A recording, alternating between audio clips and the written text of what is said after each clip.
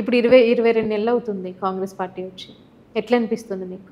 ప్రజల్ని మోసం చేస్తుందని అయితే తప్పకుండా చెప్తాం. ఎందుకంటే మా ప్రాంతంలో నేనున్న ఏరియాలో చూసుకున్నా కానీ ఏది కూడా వాళ్ళు ఇచ్చిన హామీలు ఏవి అమలు కావట్లేదు. ఇక మేము కూడా చెప్పిందే చెప్పడం అన్నట్టు అయిపోతుంది. 6 గ్యారెంటీలు, 420 హామీలు, అవును, ఇదే కదా మేము చెప్పాల్సి వస్తుంది. ఎక్కడ ఏ రంగంలో కూడా అభివృద్ధి లేదు. ఏ రంగంలో ఉన్న ప్రజలు కూడా హ్యాపీగా లేరు. అన్నిట్లలో ఫెయిల్యూర్సే. అన్నిట్లో అటు వ్యవసాయం, ముఖ్యంగా తెలంగాణ రాష్ట్రం ఆధారపడ్డదే వ్యవసాయం. పెద్ద ఉపాధి అవకాశం వ్యవసాయమే.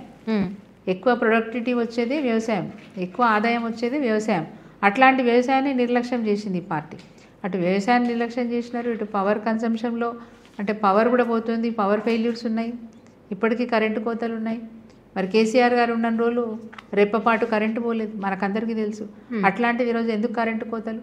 వ్యవసాయ భవనాల దగ్గర కరెంటు కోతలు ఎందుకు ఉన్నాయి? ఇండస్ట్రియల్లో కూడా ఈరోజు ఇండస్ట్రీస్లో కూడా పవర్ కట్ అవ్వడం వల్ల పారిశ్రామికవేత్తలు కూడా బాధపడుతూ ఉన్నారు.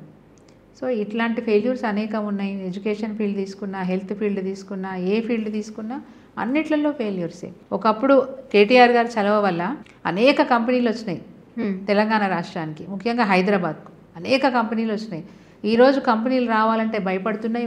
ఉన్న కంపెనీలు షిఫ్ట్ అయిపోయినాయి. ఇప్పటికి 4 కంపెనీలు షిఫ్ట్ అయిపోయినాయి. ఎందుకు షిఫ్ట్ అయిపోయినాయి?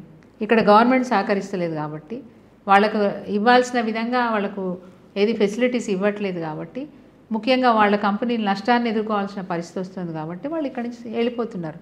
వాళ్ళు వెళ్ళిపోవటం వల్ల మనకెంత నష్టం, ఎంతమంది ఎంప్లాయ్మెంట్ కోల్పోతున్నారు. అవును.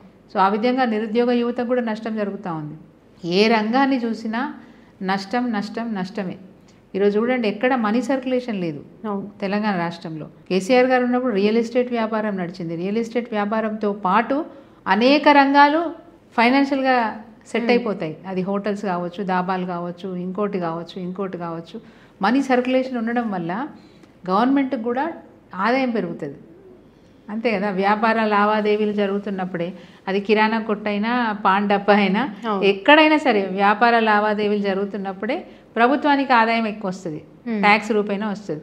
ఈరోజు ఈ అన్ని రంగాల్లో ఫెయిల్ అయింది గవర్నమెంట్.